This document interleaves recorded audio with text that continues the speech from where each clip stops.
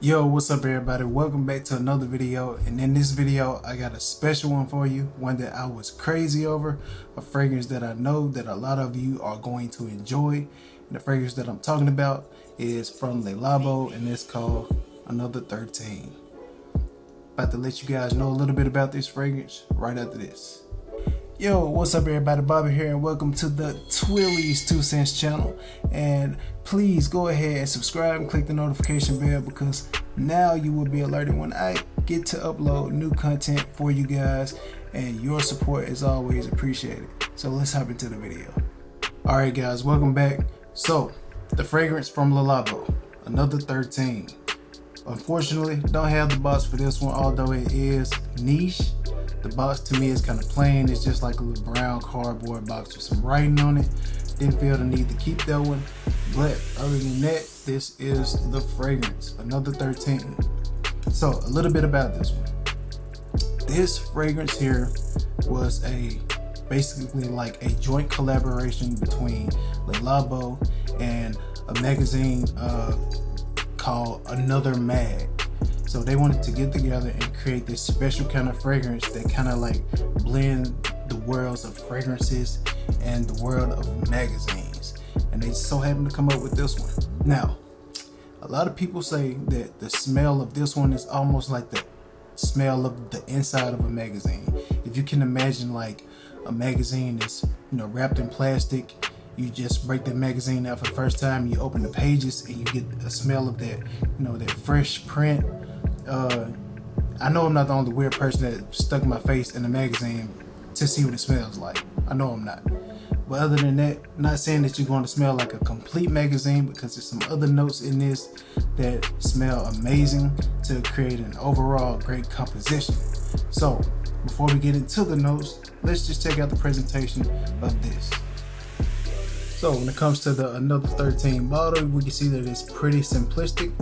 As with all of the bottles that come from the brand of Labo, it's almost like this chemist looking type of bottle, which you have a simple sticker on the front, which has the name of the fragrance, the size of the fragrance, the eau de parfum, and compounded in Chicago by Chris.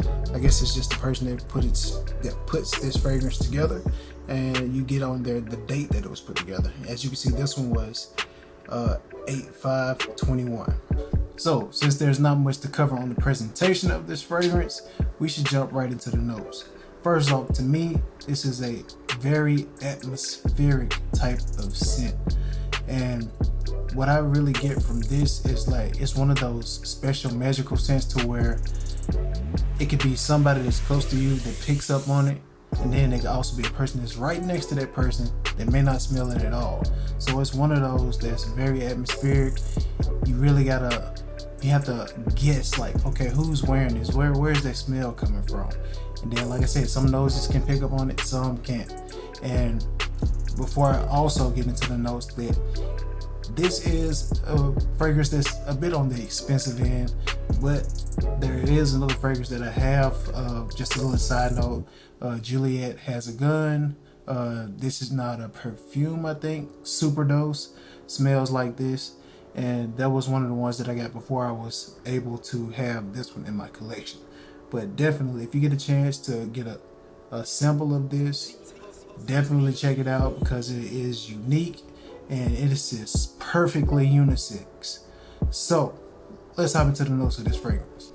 Unlike some fragrances that are displayed as having top notes, mid notes, and base notes, this one right here, as far as I can find, is just generally notes that's grouped into one section, which makes sense to me, because I believe once you spray this, the smell that you're going to get from this is going to last throughout the entirety of this experience with this, without it changing, noticing things in the beginning and noticing things different in the end. I believe that this one is one that stays kind of linear throughout, but smells amazing. So in the notes we have Isoe Super, Ambergris, Musk, Amberette Musk Mallow, Emile Salicylic, and Pear. So the notes that really stand out to me in this one has to be the pear, has to be the musk, and it has to be that muskmallow.